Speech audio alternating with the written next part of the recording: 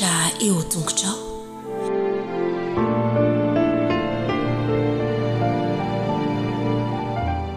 manonona fahasoavan'i Jesosy antsika ankizy kely rehetra ny tenako tratry ity sabata mahafinaritra ity.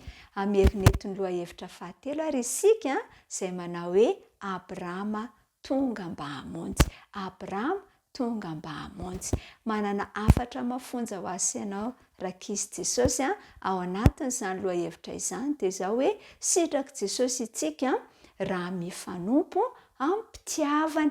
Ary izany indrindra no lazain'ny an-dalateny izay nataontsika tsenjery hita ao amin'ny Galatiana 5:17 manao hoe famifanompo amin'ny fitiavana. Famifanompo amin'ny fitiavana. Galatiana 5:17.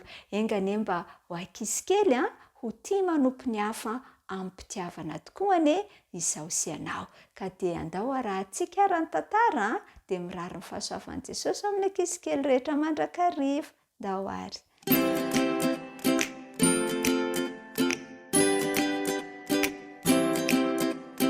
Rehefa narary mafy ingay Gomez rakizy ka nahakitra fotoana ela tany amin'ny hôpitaly dia nanapa-kevitra hibraiky Justin fa hanampy azy. Tsy nilazalaza kory izy ireo fa notapahany avy hatrany ny bozaka ary nodiovy ny tokotaniny. Tsy mba nanaiky handray valisoa izy ireo. Rehefa niverina nody izy ireo dia taona hatsapa ho sambasambatra ery ary azo ny antoka fa izany ihany koa ny fahatsapany Abrahama rehefa niaona tamin'ny Melkizedeka izy. Manahoana daholo ianareo rakizy? Abrahama no anarako.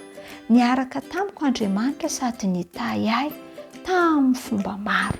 Andao ange hitantarako ny amin'ny fomba iray nanampian'Andriamanitra ahy ianareo nanomboka izany rehetra izany rehefa nesy mpanjaka lehibe 4 nanapa-kevitra fa hanafika tanàna kely 5.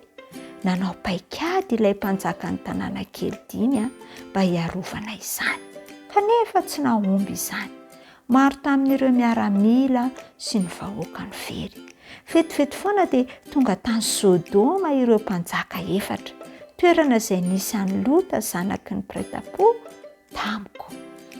Nofehezin'izy ireo ny tanàna ary nakagadra maro ihany koa izay nisy ny zanakalain'ny mpiray-tam-po amiko ary koa biby sy aretsarobidy izy ireo.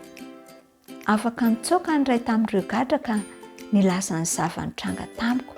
Avy hatrany dia nangonoko ireo mpanompoko miisa 8 izay efa tsara ofana ho amin'ny ady. Ka dia lasa nanafika ireo mpanjaka 4 ireo nge izay nanasa mpitarika hafa ihany koa aho hanampy anay. Rehefa nanenjika ireo mpanjaka 4 ireo izahay dia tsy mba noadiniko mihitsy ny vavaka. Farany dia hitanay ireo mpanjaka 4 sy ireo tafo ny tany avaratra tany amin'ny toerana tao hoe tany. Nanomana fanafiana tampoka izahay io alina io. Fantatr' ireo mpanjaka 4 fa misy tafika lehibe manodidina azy ireo. Nandao ny zavatra rehetra izy ireo ka lasa nitsoaka nandositra. Navelana ireo babo sy ireo rehetra nalainy ankeriny. Na dia ireo fananany aza dia nilaozany. Tsy ela dia nizotra nody izahay. Ireo mponina rehetra tao amin'ilay tanàna kely 5 dia feno hafaliana satria nahazo fahafana indray. Teny an-dalana nody dia niona tamin'ny mpanjakany Sodoma izahay. Faly izy satria nivoaka ho mpandresy izahay. Ary resy koa ireo mpanjaka 5. Niona tamin'ny Melkizedeka ihany koa izahay, izay mpanjakany Salema sy mpisoron'Andriamanitra. Nanome sakafo zava-tsoa ho anay izy sady nangata-pitahiana tamin'Andriamanitra ho anay nanao hoe ho tahian'Andriamanitra avy indrindra ane Abrahama dia Andriamanitra izay nahary ny lanitra sy ny tany izay nanolotra ny fahavalonao teo an-tananao. Izany dia hita tao amin'ny Genesis 4:7-7-20. Fantatro fa hanome anay fandresen'Andriamanitra.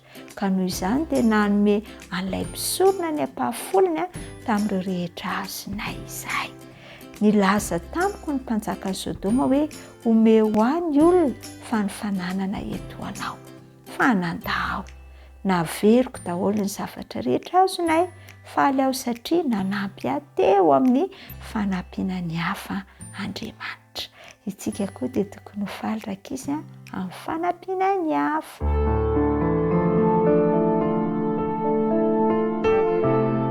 Mianatra eo tongotrao